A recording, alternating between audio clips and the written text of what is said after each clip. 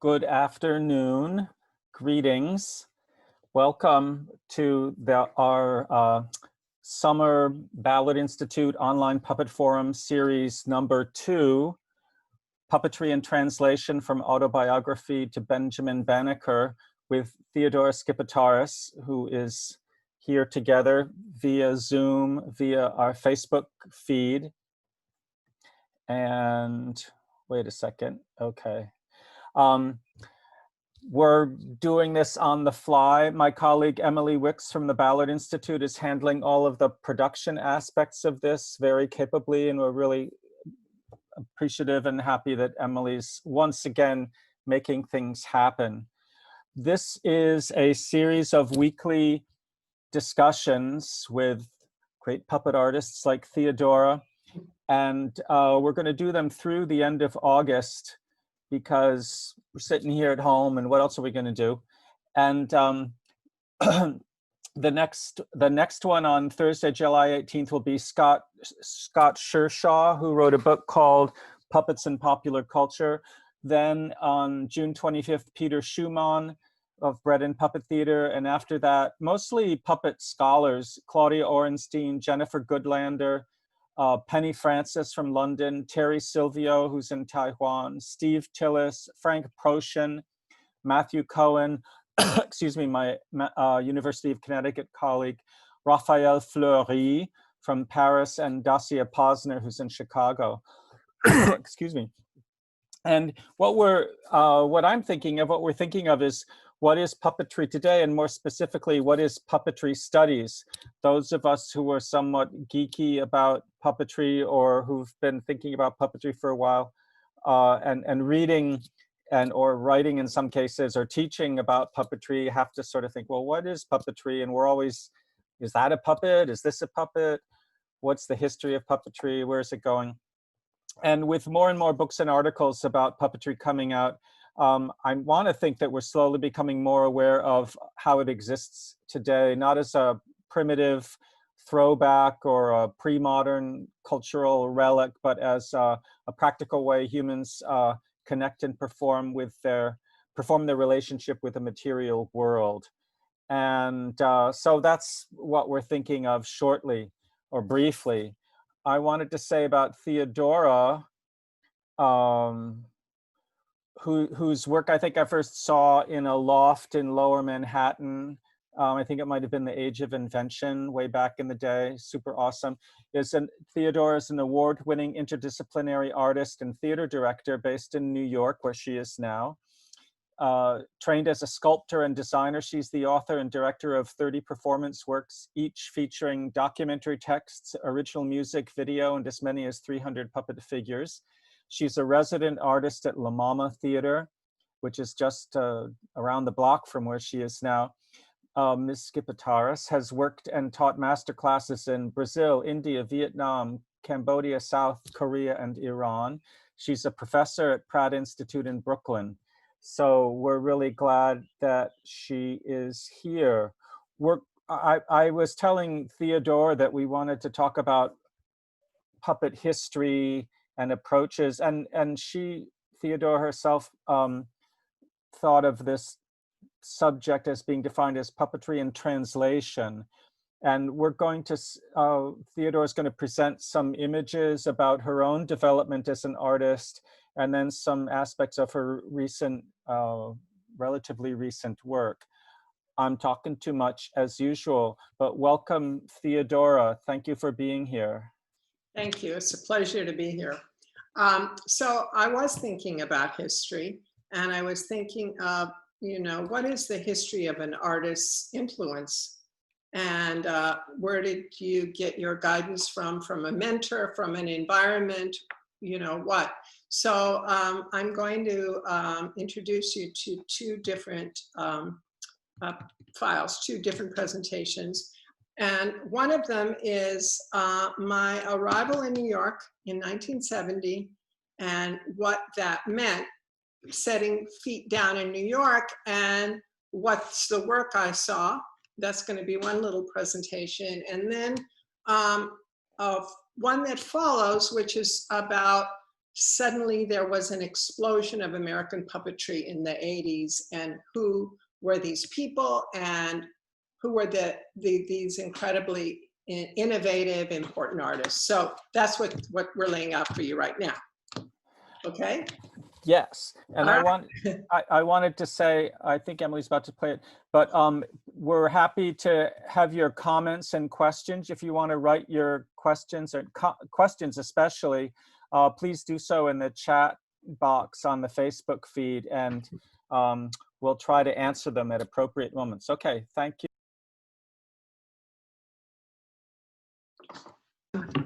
I'm Theodora Skipitares, and I'm speaking to you from my home and studio in New York City. And I wanted to start by talking about who or what influences an artist. What is your artistic lineage? Is there a particular time or place when your experiences helped form you or guide you towards your art making? The American painter Kenneth Nolan says, context begins with other artists. So in other words, nothing comes from nowhere and no idea is totally original. Sometimes the influence is a special mentor. Sometimes it's a special place or environment. I call this the autobiography of an artist, and I'd like to share some images with you.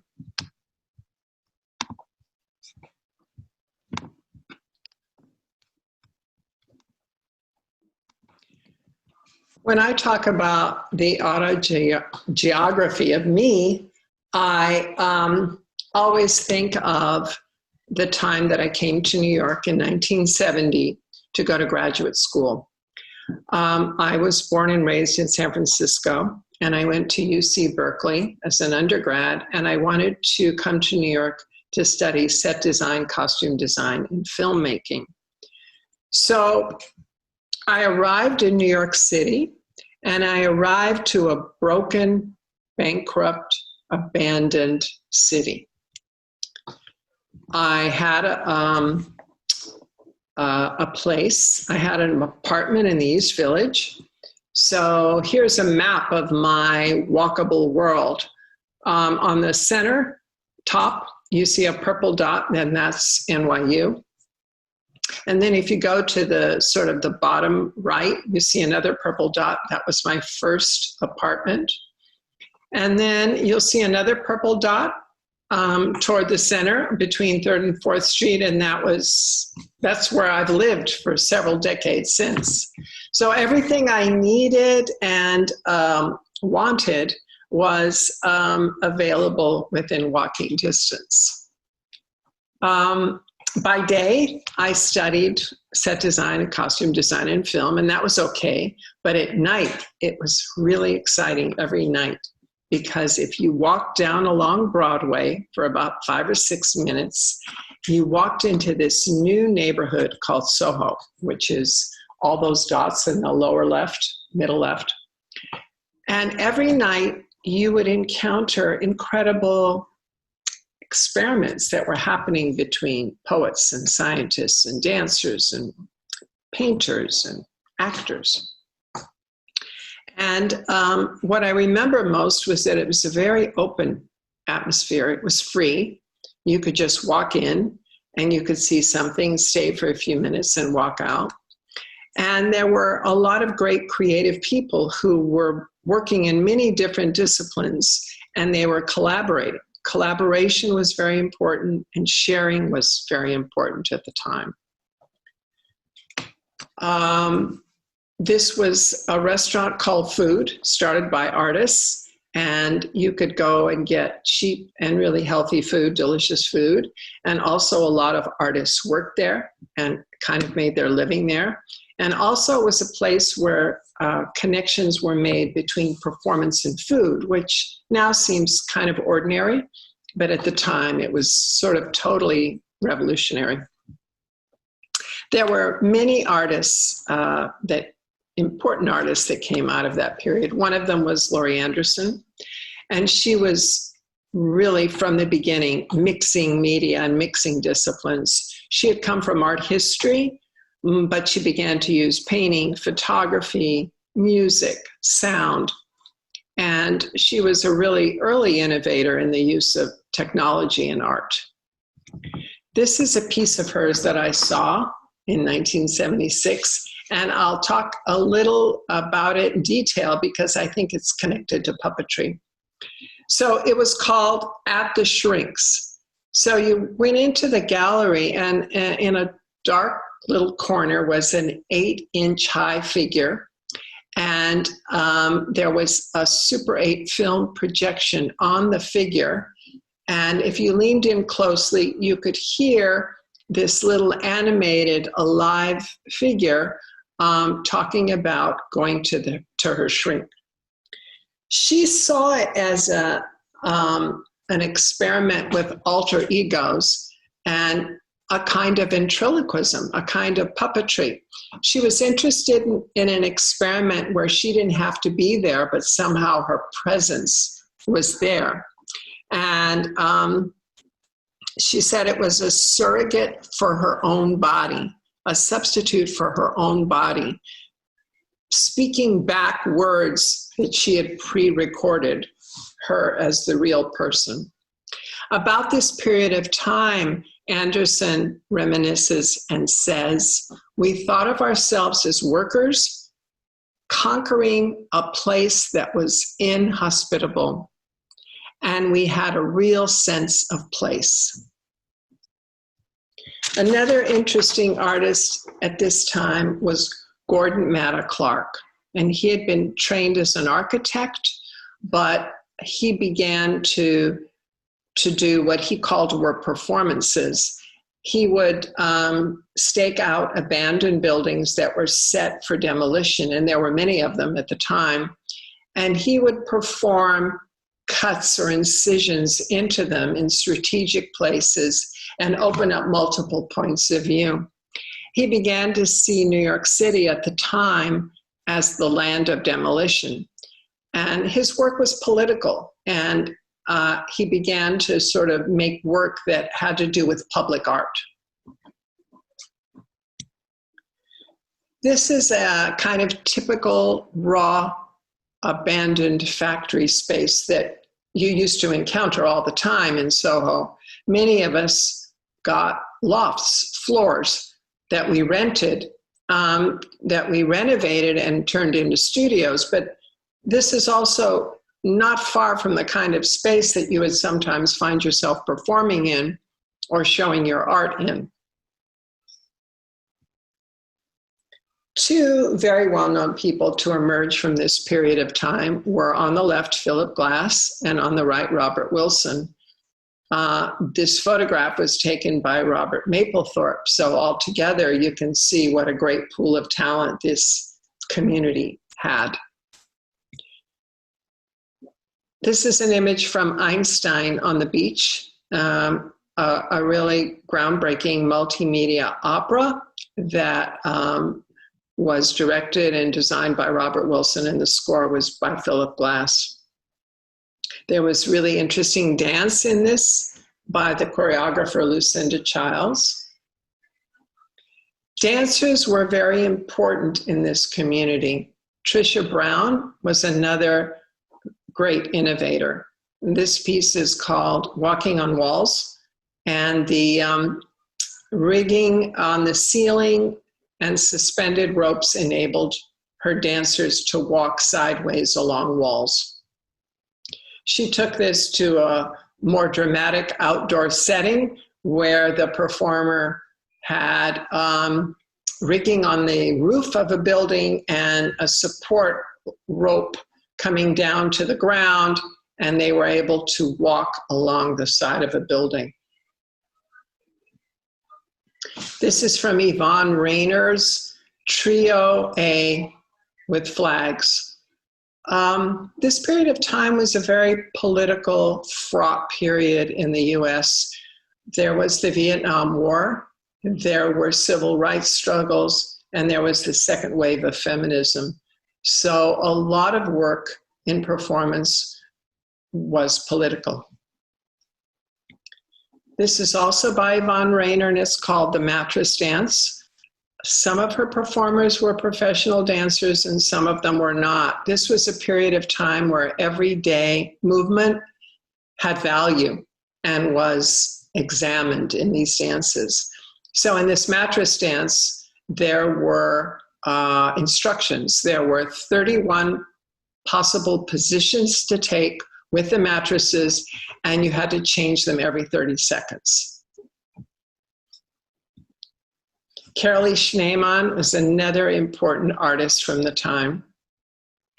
She considered her work collage and her body collage material. She describes herself as an American experimental visual artist who uses her body, narrative, sexuality, and gender. Finally, Joan Jonas, who was a trailblazing artist, originally a dancer. She went on to work in video and make personal pieces that were about female identity and, again, technology and video. She has a comment about that period of time, too. She says, one of the things about performance and the area that I went into was that it wasn't male-dominated. It wasn't like painting and sculpture. So in another sense, adopting a new medium meant greater freedom to experiment without fear of being compared to generations of male artists that had come before them. By the way, that's kind of how I felt about the puppetry community in recent times. I felt that puppetry in this country is rapidly changing and redefining itself very quickly. So there's a lot of freedom to experiment. I think that's true today, too. Finally, I just wanted to say that it's easy to over-romanticize a grimy, long-lost era like New York in the 1970s. But what is it that makes a neighborhood, or for that matter, a whole city, come together at a certain moment to make great culture?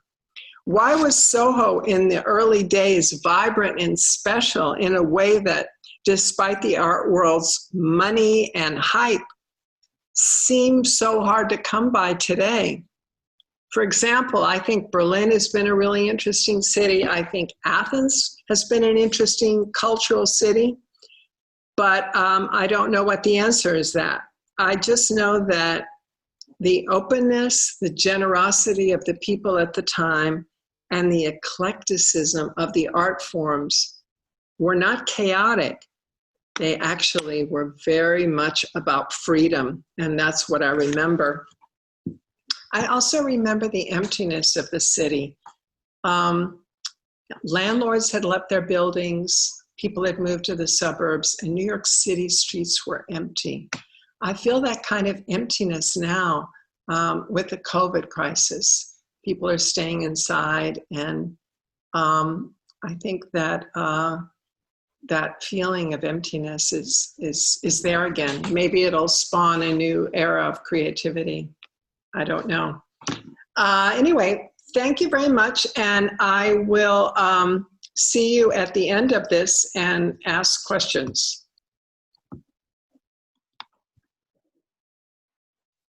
Great. So of course you recorded that earlier. I love the way you're looking at your surroundings from when you started. I know we're going to show a PowerPoint presentation next about puppets, but I was thinking about, well, what you posed at the end of this. Why is that? Why did this happen? And I do think in real estate had something to do with it, in the sense that, like friends of ours, like I would come down from Vermont with Bread and Puppet Theater, but friends of ours had storefronts in the East Village, and you could rent a storefront for pretty cheap and open the door and do puppet shows, and people could come in, and I mean, that's one of the things that was part of it. But I love the way you're defining this situation where, in a way of openness, where you said how did you put it? Poets, scientists, painters, actors were all doing different Yeah, they things. were. Yeah. And it seems like new forms are being invented, like dancing down the side of a building, as Trisha Brown Yeah. did, or Gordon Maddox Clark's cutting up buildings. Like Yeah. that's not just painting on a canvas or Right. making a sculpture or doing a dance in a theater. There's some new ideas going on. And then you're in the middle of that. You're studying set design and costume design, Right. and then you're going to these things. Were you already thinking, I want to be performing, or were you Yes. Yes. thinking? But you were Yeah. doing visual art too, right? Were you I had always done street performances since I was like in high school. And so when I came to New York, I was still interested in that. But as I, studied the nitty gritty of costume design and set design and filmmaking, by day, I thought, oh, what's going on downtown at night is more interesting. So in a sense, when I finished NYU and I got a master's, I was a costume designer for about 6 months. And then I just went and got one of those lofts for like $75 a month and started doing my own work. So I must have known that I wasn't going to be a career Broadway designer. That's interesting, because you were studying to go in that direction, and then Oh, yeah. It seems like in part because of what was happening all around you, you're like, actually, no, I'm gonna Yeah. do But I something also else. think that the costume design background helped me to make puppets once I started making puppets. Very Yeah. good. There's a question I think we might want to check in with later about what you're doing during the COVID pandemic.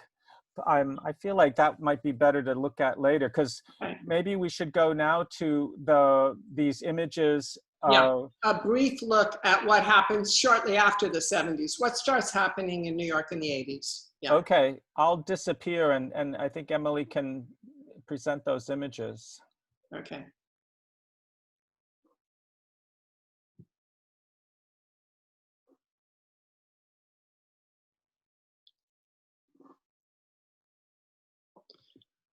Okay, so surprisingly, in the beginning of the 1980s in New York, there was this exciting explosion of a kind of alternative puppetry that was surfacing in New York. So not every artist that I'm mentioning here lived in New York, but a lot of them came through New York and showed their work.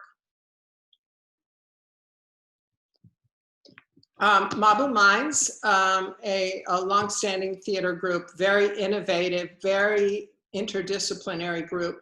They've always been interested in puppetry. And this is a performance called Prelude to Death in Venice by Lee Brewer.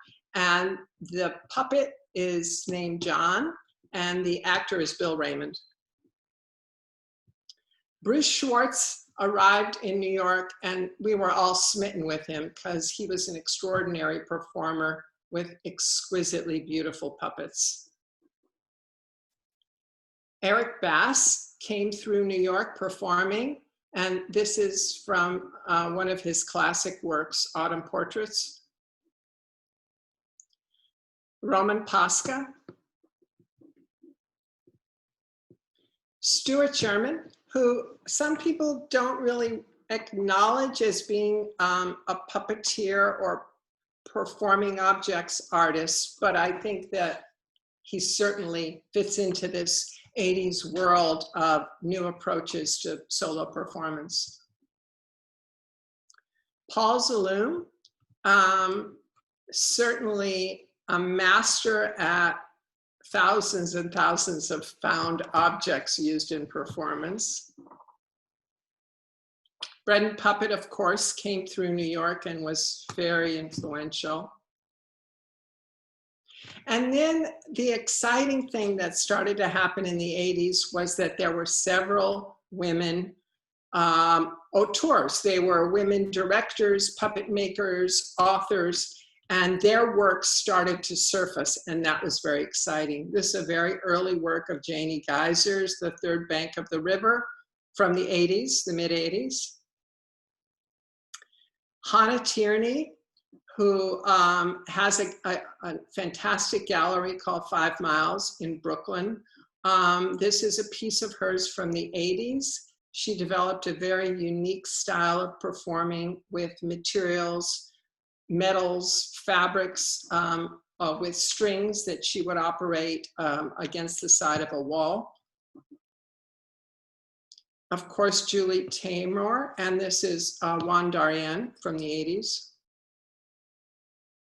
Amy Trumpeter with The Barber of Seville. And Pat Olesko, known for her inflatables. And that's it. Great. I love the way that at the end of this list of like the history back in the 80s, you included so many women, and I wanted to mention like you have an essay in this book, Women in Puppetry. The essay's entitled Bricolage. So this book, just plugging that because Alyssa Mello, Claudia Ornstein, and Kariat Aslis edited it, but it's super interesting. Adelka Pollack wrote an interesting question. When did you know that puppetry was an affective medium for your own work in the timeline? I was a solo performer, and then I also had sculptures in my studio. I had 30 little self-portraits that I had made. And I was actually lonely. I didn't want to be on stage anymore. I wanted companions on stage with me. So one day I took one of these little sculptures and I called them little Theodoras. And I took a saw and I cut it the shoulder and I stitched it. I cut at the elbow, I stitched it. I added a string to the fingers and I put it up to the ceiling and across the wall. And I was able to pull a string, and I didn't know it at the time, but that was my first puppet. So I think I really went from rigid, inanimate to slight animation. And then I began to understand what a puppet was, and I began to look at gesture and movement and animation. And were you thinking of it as puppetry? No, I didn't know it was a puppet. I'm going to show you. This is one of the self-portraits from many, many years ago. Can you see it? Yes. Maybe step back a little bit so we could see the whole thing. Can you see it? We don't see the head so much. That's it. Yeah, that's better. Yeah, it's pretty big. It's bigger than I thought it was. That's a remake that's a little bigger. The other ones are a little smaller. And what kind of materials were you working with? Oh, that was made of clay, cast in plaster, and then the multiples were made out of latex. How did you start to move your puppets? You know, like puppetry is sculpture and movement. Right. Were you just trying stuff out? Did you invent your own movement language, as it were? How did that develop? I think that at first there was something about a simple deadpan movement that suited the tone of the scene. And I think for the longest time, I was making figures that had very, very minimal movement.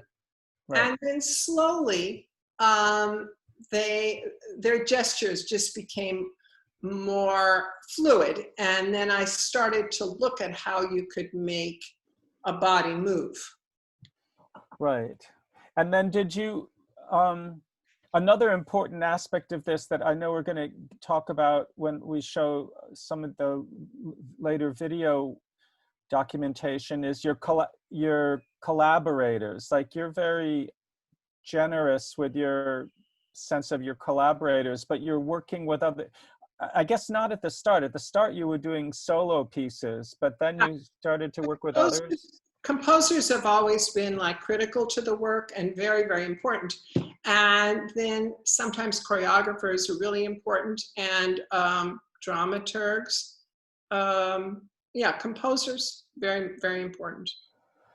And my sense of the your early work was that it was solo performance, and in my mind connected to the performance of self that was happening with like second wave feminism and the idea that the personal is the political, and like I feel like Autobiography was part of that. Or you mentioned Carolee Schneemann, and a lot of her work was intensely personal. Was that part of what you were doing? Well, I think that there was a group of us who were beginning to make work, women, and the body itself was not just subject matter, but it was almost, in my case, it was almost the stage. My body was the stage, and I would make things to put on it and take off of it. It was that simple and that basic at the beginning, but it was definitely referencing my female body. Yeah.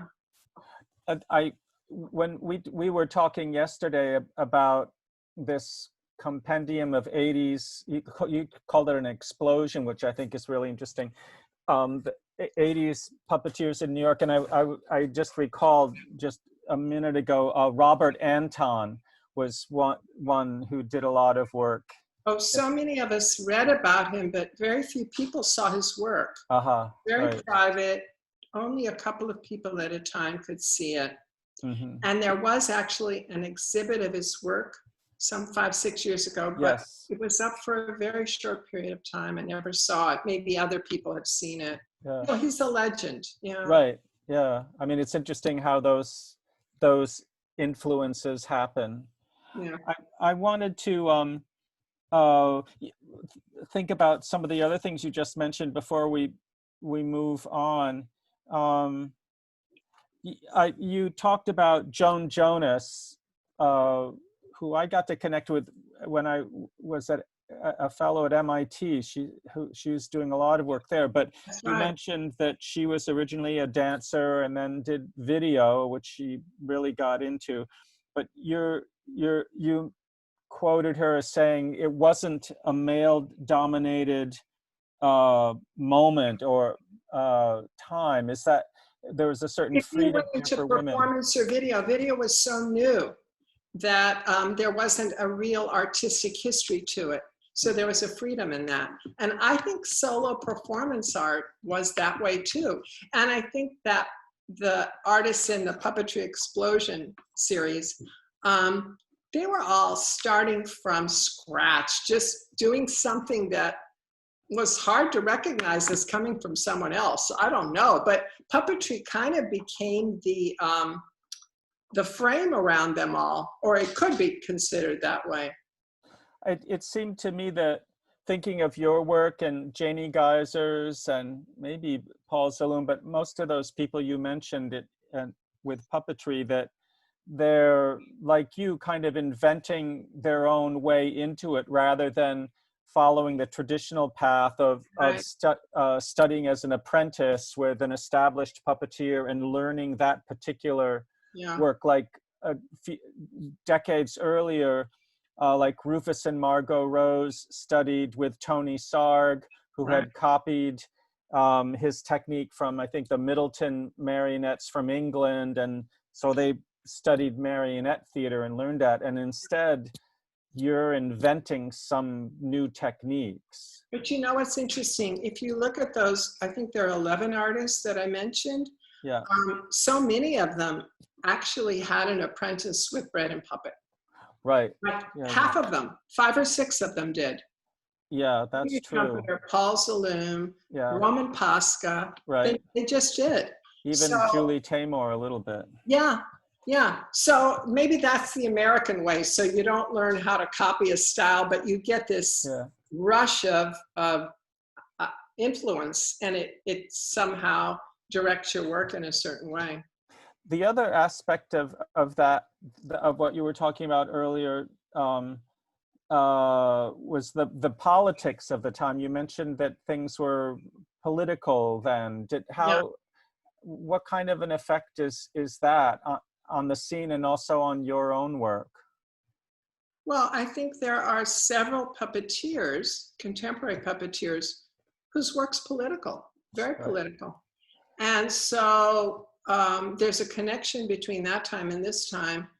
We're on the edge of a really important moment right now politically. Right. Will it translate into real social change? Hard to say right now, but we're really on the edge today of real meaningful change. So I think we're there again, you know. Does that, well, maybe this is a way to move on to talk about the blood at the wedding video excerpts that we want to show next. But I wanted to preface that by remarking that, well, this is a piece that's based on Federico García Lorca's Blood Wedding. And Garcia, of course, Federico García Lorca was a big fan of puppets and in Spain, but very different from the way that a director might, take a play script and work with actors. Your approach to this Lorca play is really different. Like, you're creating something completely different around it or with it or next to it, and including some aspects of the Lorca play, but going off on your own. You did this too with your production of ENS of the Chairs, but we're going to be looking at Blood at the Wedding. So you know what connected me there? I was working with Blood Wedding, and I started to think about the mothers and the women who lost sons or husbands, but the mothers who lost sons. And that was a recurring theme in Lorca. And at the time, there were a number of police killings of African-American men and actually women. And I became very interested in the mothers of those sons and daughters, and the fact that many of those mothers had grown close together and had mobilized and were activists now. So that those mothers led me to examine the lives lost to police brutality. So that's how I kind of wrapped it up together. And maybe we should shortly go to this video. Okay. I wanted to note that one of the performers here is a UConn Puppet Arts graduate, Kaylee Therien. That's right. And also Tom Walker from the Living Theater, a friend of mine, from an old veteran from the Living Theaters, is a narrator. And then Skip Sheary did the music, collaborated in that way, and he's a really amazing musician in the New York scene. So it's interesting to me to see, oh, look at all these people. Oh, yeah. No, Skip and I have been working together for 10 years. Yeah. Wonderful. So I think, so maybe Emily, we can show this short clip. It's about 8 minutes. Okay.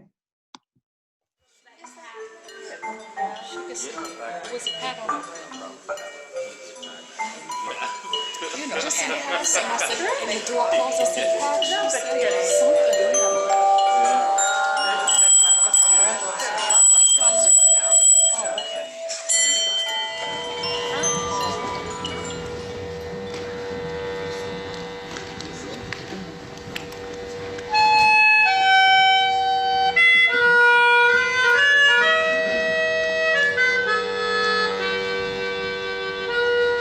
Cursed be all knives and the scoundrel who invented them. Let's talk about something else. And guns and pistols and the smallest pocket knife and even hoes and pitchforks. Anything that can split the body of a man apart. My son loved this city, and this city killed my son. and the murderer gets away. This is the book of Philando Castile. Philando Castile was in his car when he was shot and killed during a traffic stop by Officer Geronimo Yanez on July 6, 2016. He had a firearm and he was reaching for his wallet, and the officer just shot him in his arm. There's a whole folder devoted to pictures of the car, and not just the blood splatter and the bullet holes through the seatbelt, but the things in the car. These are the things that were left in the car when he died.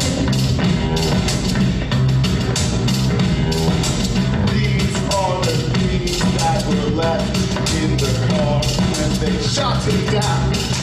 I don't know why, but when I read these words, this is when I cried.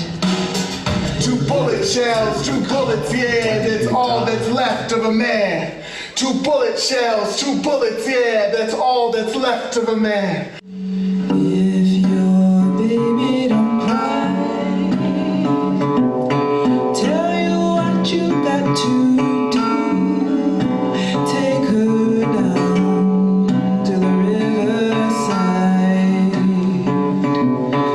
Hold her so close to you.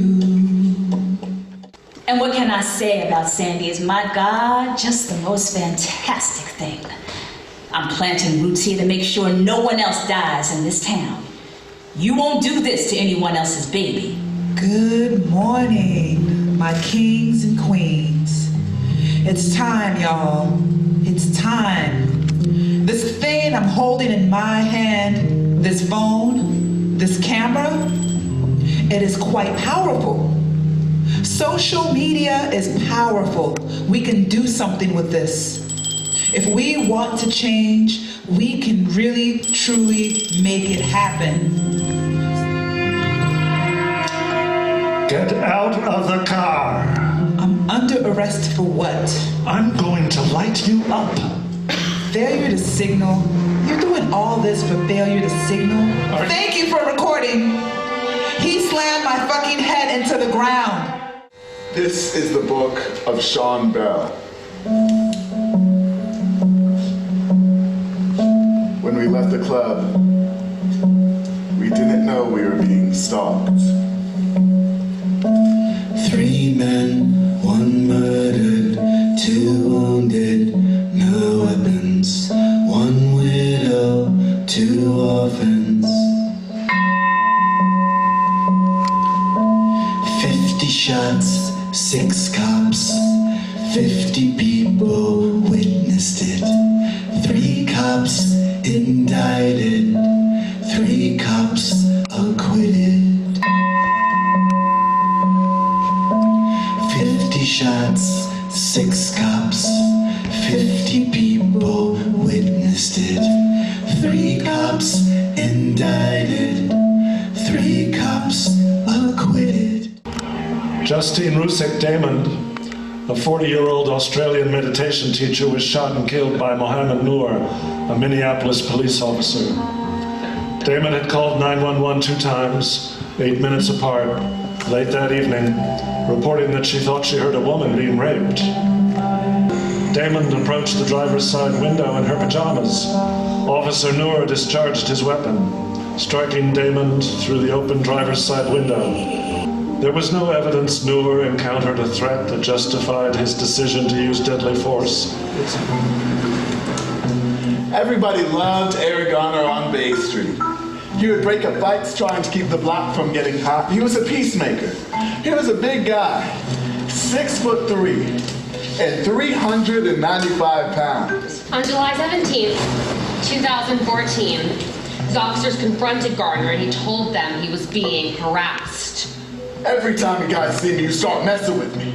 I'm minding my own business, officer. I'm minding my own business. Please just leave me alone. Just don't touch me. Numerous officers helped to hold Garner down and handcuffed him. Officer Panfileo released his neck hold after a few seconds, but Garner repeated 11 times. I can't breathe. Now you know what these motherfuckers think of us. They're gonna kill us as long as we sit down and take it. We are the real mothers and we don't give a fuck. We're going live right now, we're gonna break it. You can't run, you can't hide. Hands up or arms by your side. Steal my child like a thief in the night. They're the fallen ones, but they do not die. Once I put my baby in the ground, I was ready. My heart still breaks, but the beat stays steady. Once I put my baby in the ground, I was ready. My heart still breaks, but the beat steady, steady, steady, steady, steady, steady, steady. Now you know what those motherfuckers think of us. They're gonna kill us as long as we sit down and take it. We are the real mothers and we don't give a fuck. We're going live right now, we're gonna break it. You can't run, you can't hide. Hands up or arms by your side. Steal my child like a thief in the night. They're the fallen ones, but they do not die. Once we put our babies in the ground, we were ready. Our hearts still break, but the beat stays steady. We are 50 mothers, then 500 mothers, then 5,000 mothers, and again and again. And once we put our babies in the ground, we were ready. Our hearts still break, but the beat steady. Now you know what those motherfuckers think of us. They're gonna kill us as long as we sit down and take it. We are the real mothers and we don't give a fuck. We're going live right now, we're gonna break it. With a knife, with a little knife, on their appointed day, between 2 and 3, one man kills another with a knife, with a knife, with a knife.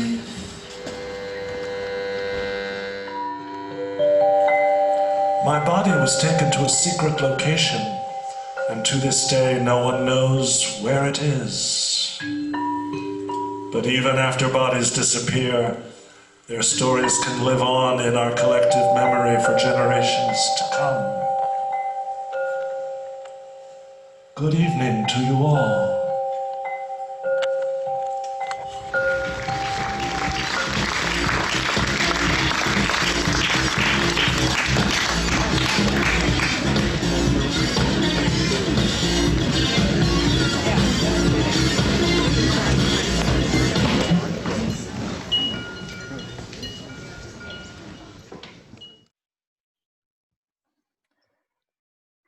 That's a very powerful work, Theodora.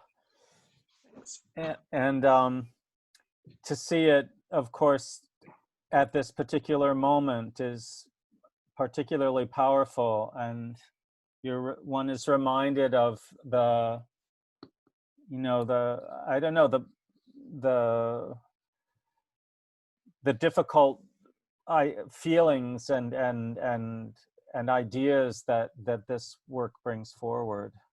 Well, also, it's interesting that Lorca's body itself has never been found. Right. That he was brutally murdered, and no one knows where it is. You know. There are a lot of things about this production that are so fascinating. We talked before watching it about your different collaborators.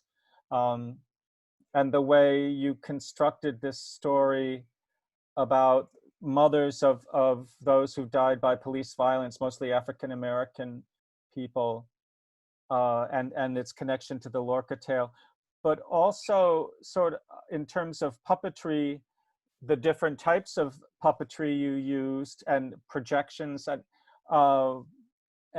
also life-size puppets, you know, real puppets per se. But you looked at this as a book project from the beginning. Your design motif, your way into it was through books. Could you talk about that? Well, I had started making books. I teach at Pratt, and there's a great teacher, a book artist, and I took a class with her, and I started making books, and I realized that I didn't know how to tell the story of these lives, but maybe if I made a book, if I made books of their lives, that would be like almost dramaturgy, and it would it could direct me to how to dramatize in full scale. So that's what happened. So I spent about, I guess, 6 months making the books, and I actually have some here. I have the books here. but I hope I can show them to you. For example, this is the book of Philando Castile. Let me see. That's Can you great. see it? Yes, we can see it well. Okay. And so, you know, there are all sorts of different storytelling devices. And of course, you saw the car. Right. And I was able to build them to scale. So you could say, yes, they're set designs, but for me, they were more than set designs. They were, Right. they were the dramaturgy. How do you mean that? Usually when we talk about dramaturgy, we're talking about an approach to text, like dramaturgs look at a pre-written text.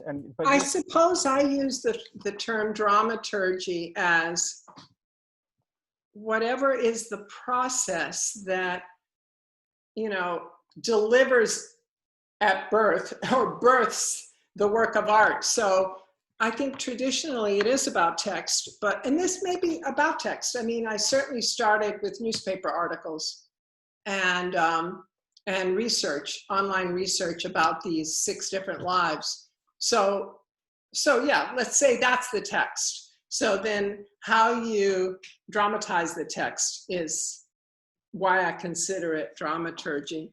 And okay, so here's Sandra Bland's book,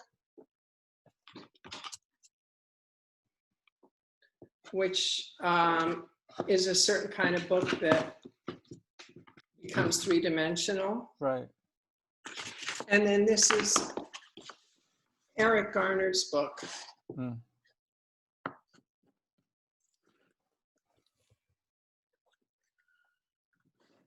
Amazing. Yeah. I mean, and we're really in the realm of what some of us call performing objects. You know, you're focused on the function of these objects, these large-scale book projects, the way that puppeteers focus on puppets. From the comments, there's an interesting question from Brandon Kirkham, who says, could you discuss the development process of a work like There's Blood at the Wedding?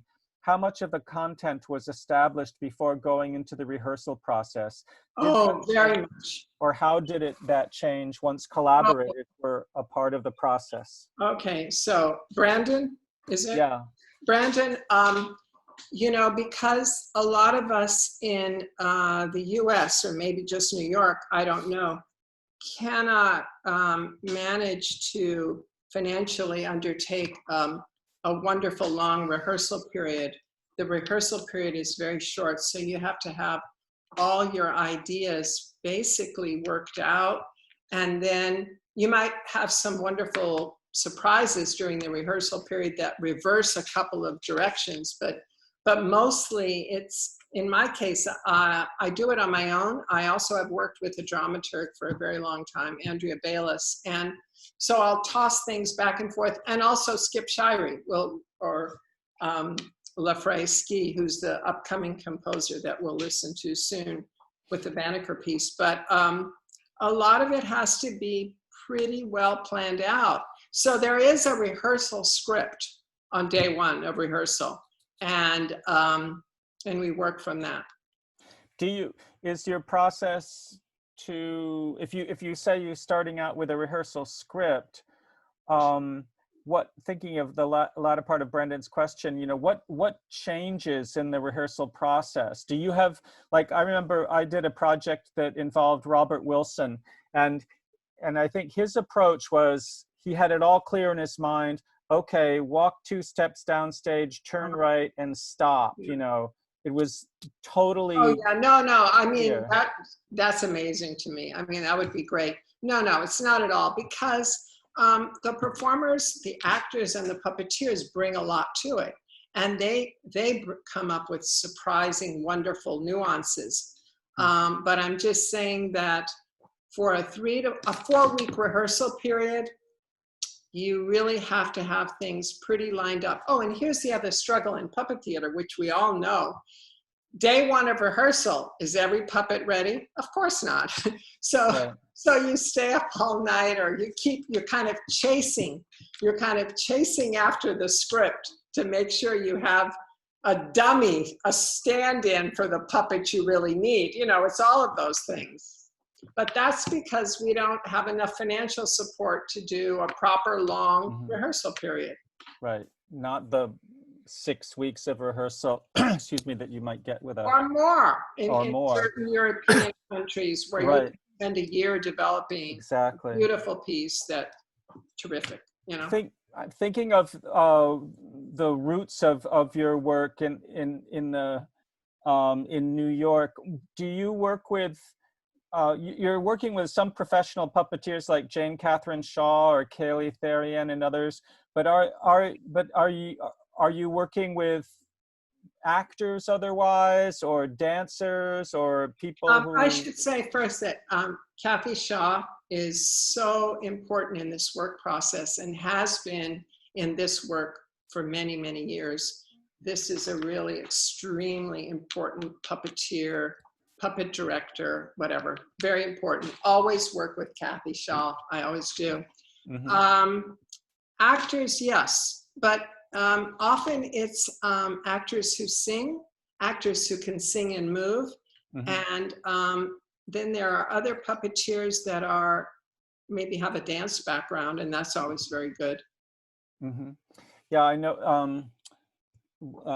Famously, Julie Taymor, or at least years ago, didn't hire puppeteers but hired actors and dancers, and then trained. There's so many good puppeteers now, though. There are really so many well-trained, really good American puppeteers. There's a question from Eli Zachary Sokolov-Presser that, in a way, I think leads us into the next video clip we wanted to look at, which has excerpts from the Transformation of Benjamin Banneker.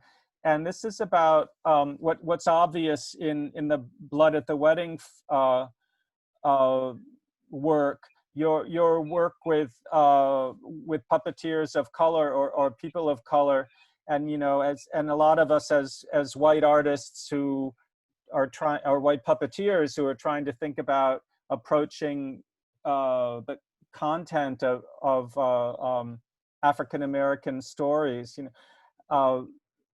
This is the challenge. Eli says, "Thank you so much for this excellent forum, and thank you for sharing your work.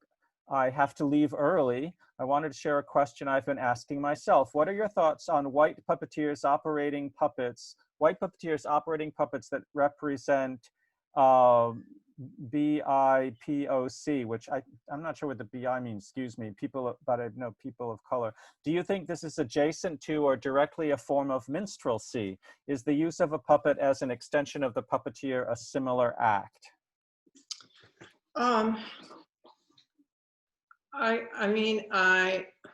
What to say?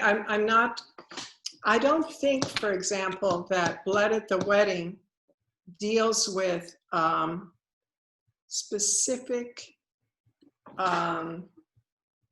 characters that are African American. There are the Lorca puppets, right? And then there are the stories or the performing objects, and that's actually a range of Latinx people, white people, African Americans. I think because it's not hard, I think because there's a fluidity in where these what these performers perform, that it's not as stable as, say, one character that's always performed by one person. I don't know. Yeah. I mean, at the Ballard Institute, we address that question in the context of our Living Objects African American Puppetry exhibition and festival and symposium. And when we first approached it with our advisory committee, including Paulette Richards, who was with us last Thursday, the thing that the committee at that moment just chose to think was that the intention is very important, and that if if playing or performing with puppets of a different ethnicity or background is done, if it's done with respect, that was the word that was used, then that seemed like a possible way to do that kind of work.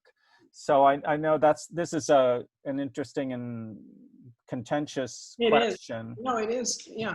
Claudia Orenstein informed us my dense understanding of contemporary culture. Of course, BIPOC means Black, Indigenous, and People of Color. Or Emily Wicks added that. Okay, so thinking of what we've been talking about,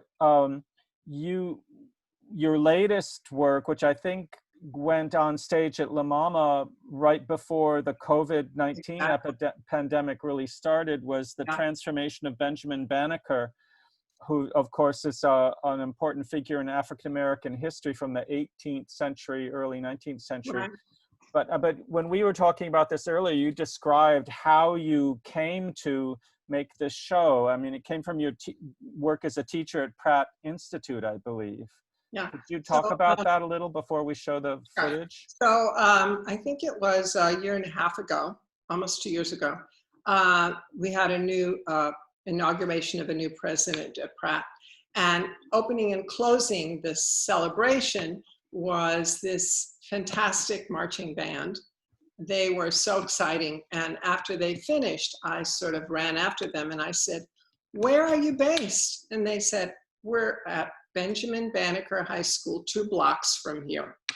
So I started to visit the school and I started to visit the band, and I really liked the school a lot. And there was a terrific art teacher there who said, "Yeah, you want to come and do some sculpture classes once a week?" And he sort of kind of opened the door to me. And for about a year, I went there just as on my own as a volunteer with a lot of paper bags and, glue and buckets, and started to make with these high schoolers, the few that were interested in art, started to make these giant heads. And I also became very friendly with the band.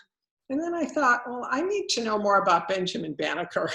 So I started reading biographies, and I thought, this is a remarkable human being that hardly anybody knows about in detail. This was a genius scientist, a free Black man in the mid-1700s in Maryland, even before it was the United States. And he lived such an interesting life, and I thought, oh, maybe I'll do something with his school about it. So the project grew and grew and grew, and finally was presented in January and February of this year. Great. Super interesting. When I think of those big heads, I think of the Spanish form of cabezudos. Yes. Exactly. Street I was performance looking and at brass that band. for years. I've been wanting to move outdoors and I look at those heads a lot. Yeah. And I wanted to say that I'm thinking that this question we were discussing a moment ago about performing different ethnicities and races, if you will, if race exists, I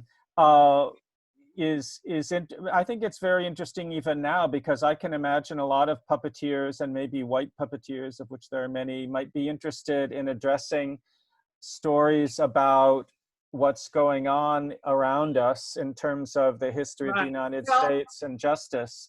Do you know, there's this artist, she's a very young artist, her name is Kara Springer, and she made a public art piece that's a black field, and in white writing it says, and she heard so many people saying this, she finally put it on a black surface and put it up at her school. It's been up at her school for months and months and months. And it's white people do something. Right. So. Right. Okay, so let's see let's look at this video then. It's a short clip. I think it's only a little more than 4 minutes. Right. Oh, I know. I had a question. Like, we're looking at your work.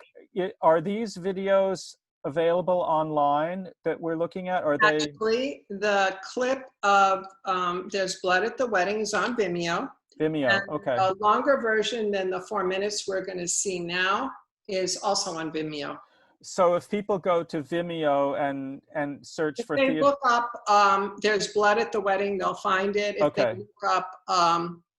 If they look up Benjamin Banneker and Sky Saber, which is my theater company, they'll find it. Maybe we can. They don't have passwords. They're open. Okay. Maybe we could find those URLs and post Sure. them. I don't know, but thank you. So, okay, so if Emily's ready, we could look at excerpts from Transformation of Benjamin Banneker.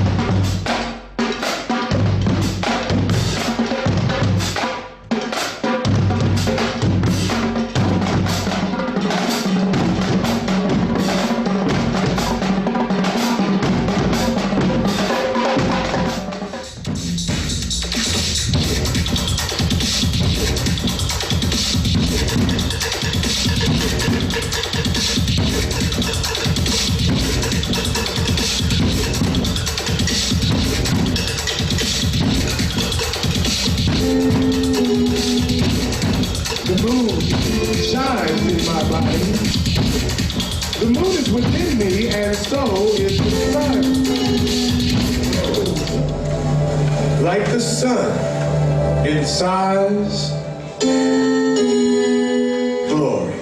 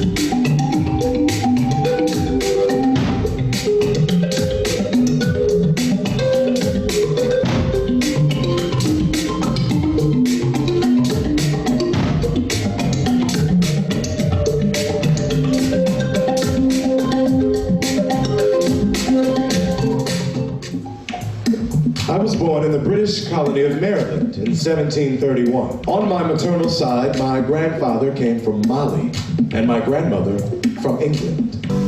Maryland passes some of the first British colonial laws banning marriage between whites and free or enslaved blacks.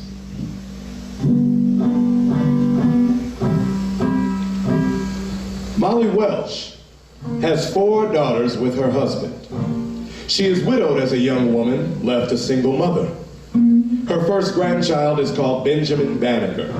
He is an extremely bright boy, and his grandmother teaches him to read and write. Because he has a Negro father, when Benjamin is 6, his name is put on the deed to the farm, thus ensuring his freedom. In my 22nd year, I saw a pocket watch for the first time. I was seized with wonder and I asked to borrow it. With humble tools and scraps of wood, I spent long and patient hours to perfect it, to cause it to strike the hours and produce a concert of correct action between the hour and the minute. Visitors came from near and far to see it for themselves.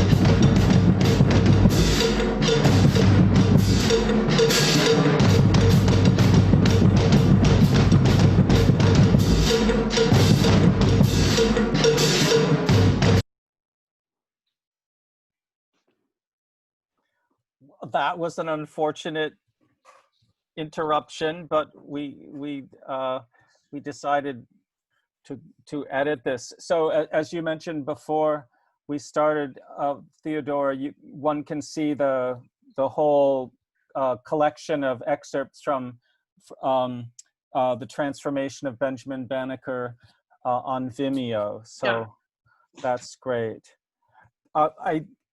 Once more, you've got a lot of different puppet techniques happening here. The overlife, the cabezudos, the big heads. Yeah. And also at the end that there's shadow projection or video projection, video animation projection, and there were those silhouettes shadowed, but also that bunraku style puppet with the open torso. I wanted to ask you about that. Yeah. I don't know.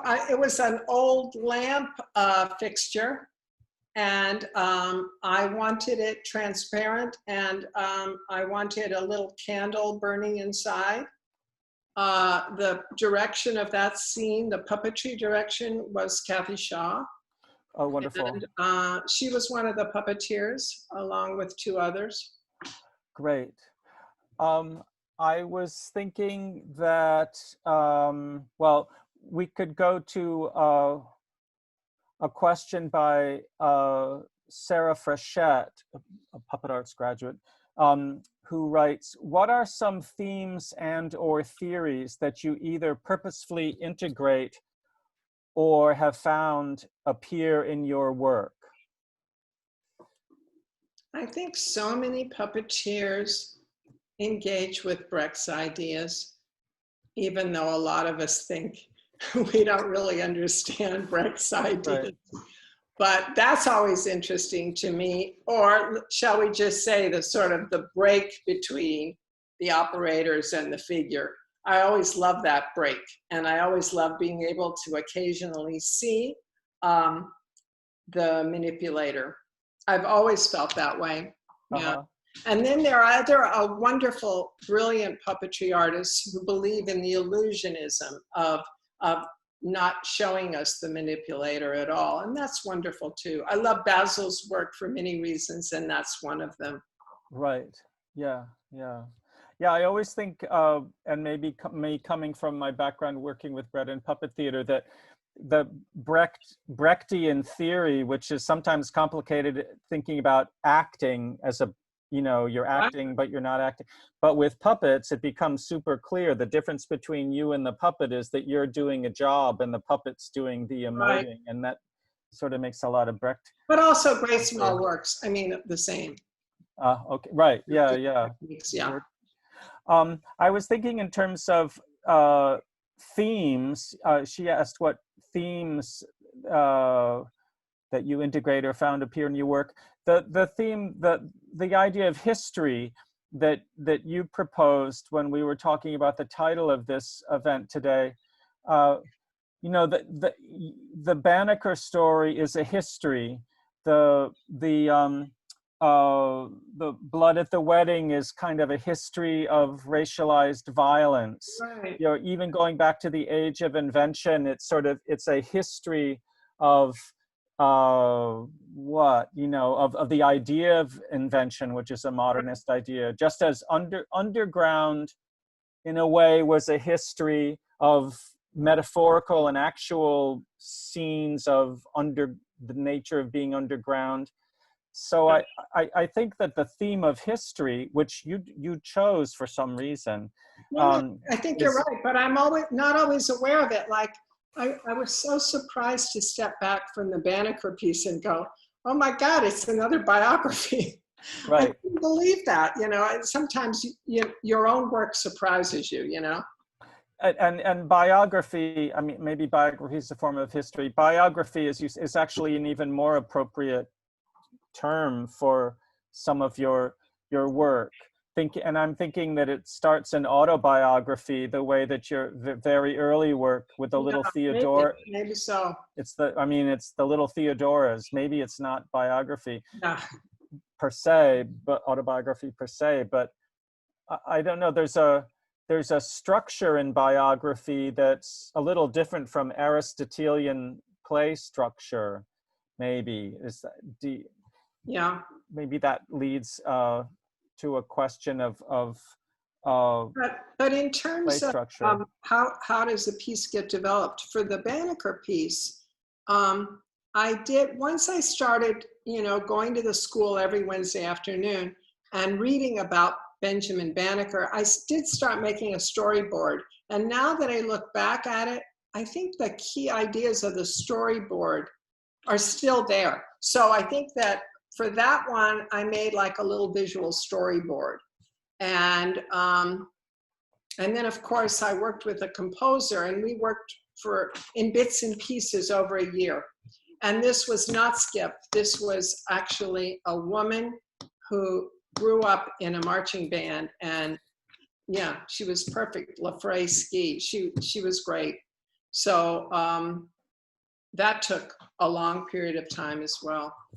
You mentioned the choreography was by Edessa Weeks, and she really went out of her way. She came every Thursday afternoon to the school for the entire 5-month period.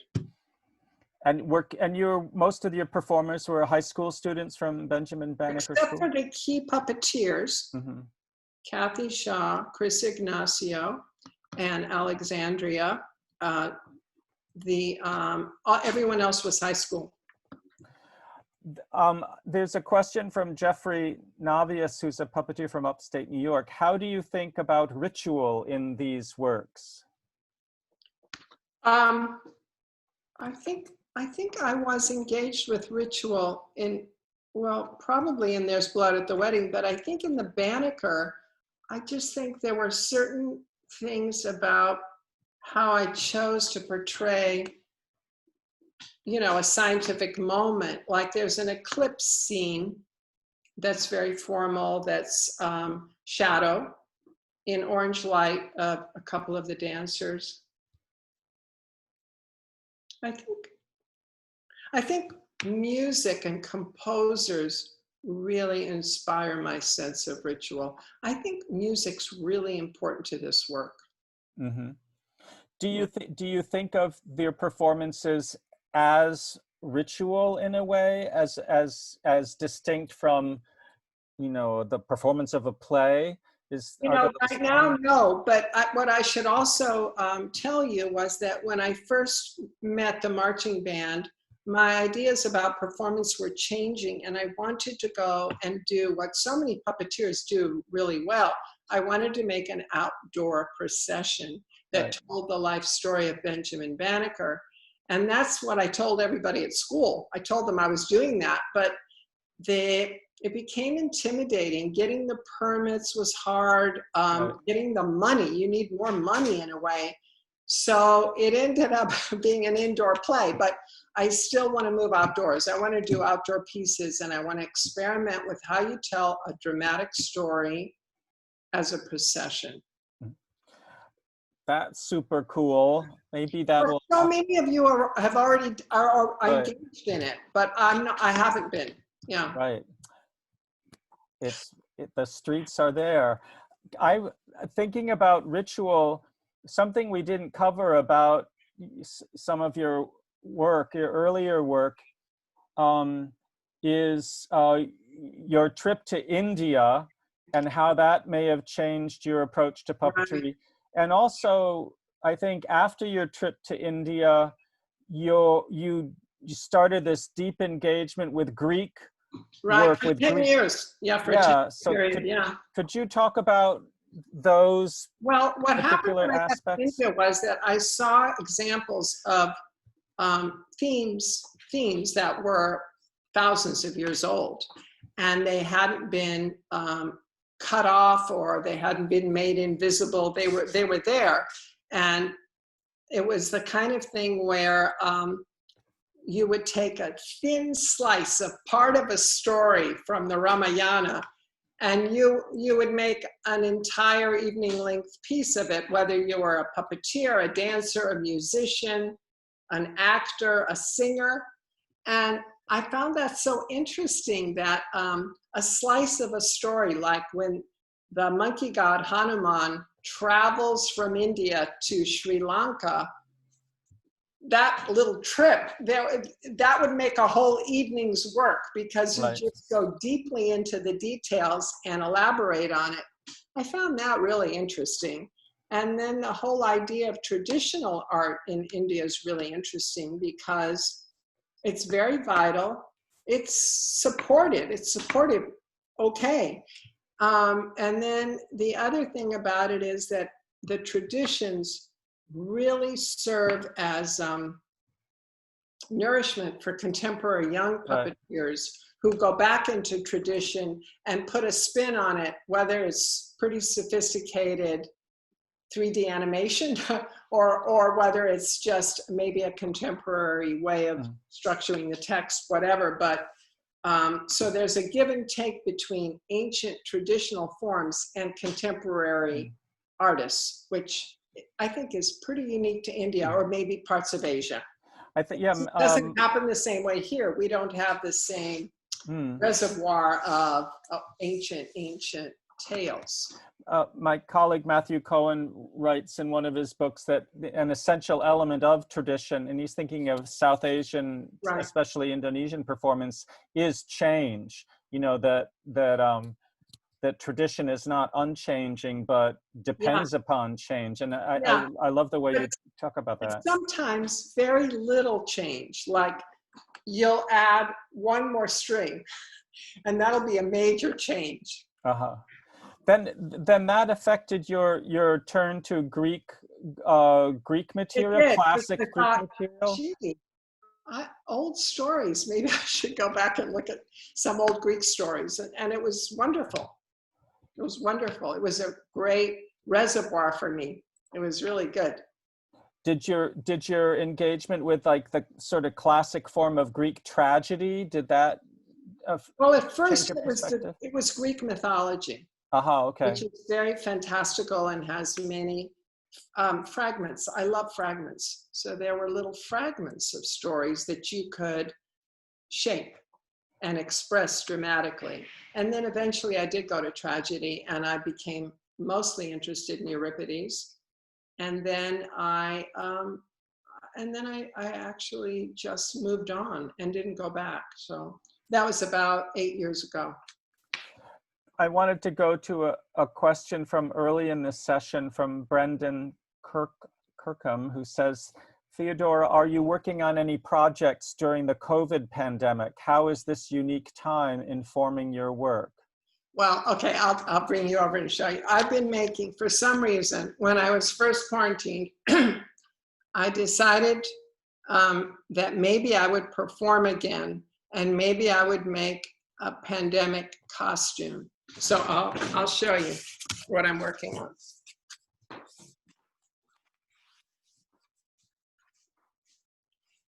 So it's made of hundreds of images of plagues, London fog, the current pandemic, ruins of civilization, and it's going to have several of these images are going to be little books. And so I will perform with the little books. Could you step back a little so we could see the whole thing? It's not finished yet. Oh, okay.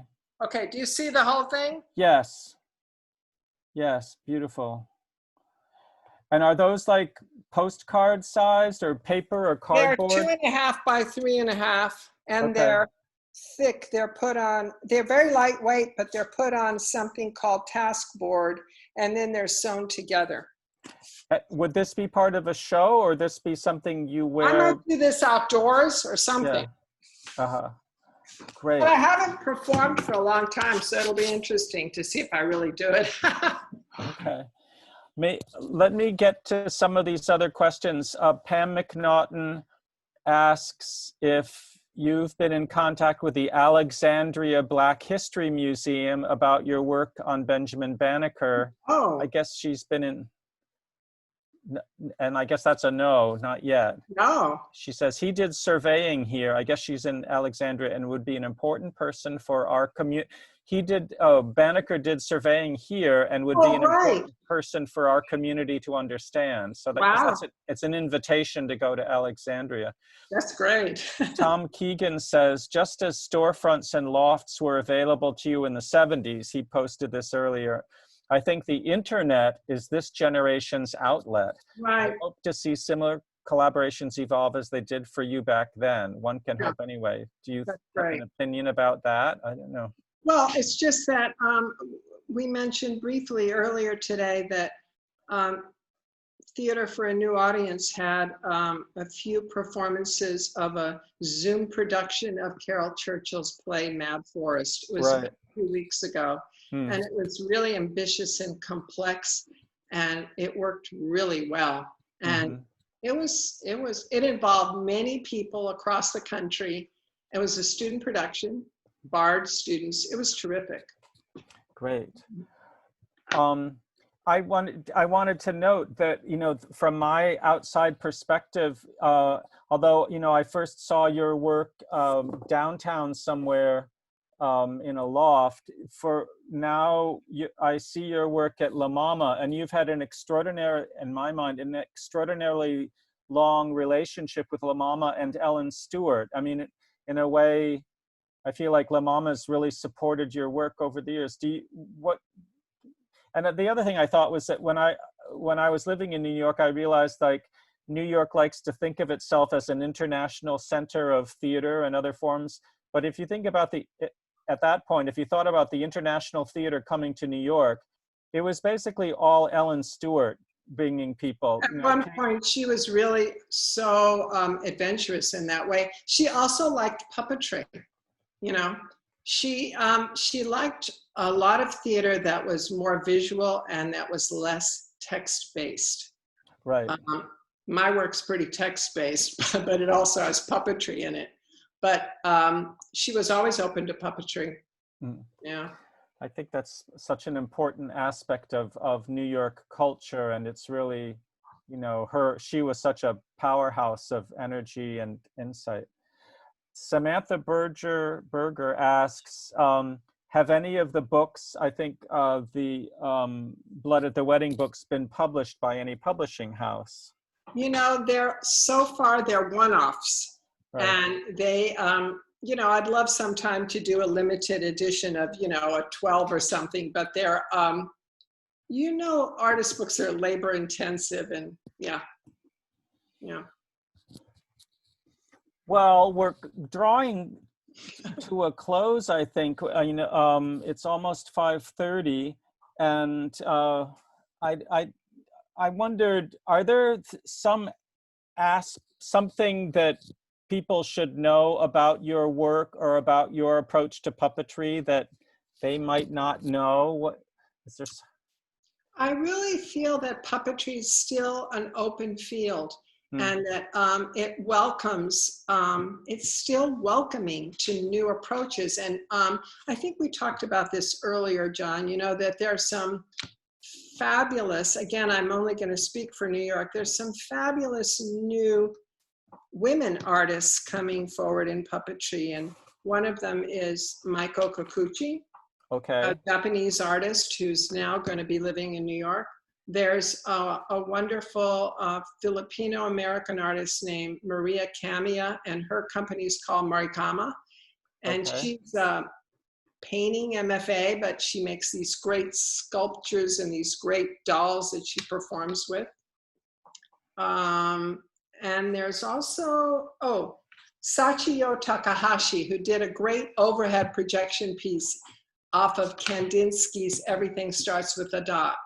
Wonderful. So there's great stuff happening that wouldn't normally have gotten, say, attention and support. Wonderful. So I think it's still a wide open field, which is exciting. Yeah, that's great. That sounds exciting. I think I'm going to look forward to seeing your work at La Mama or in the street if I happen to be in New York at the right time.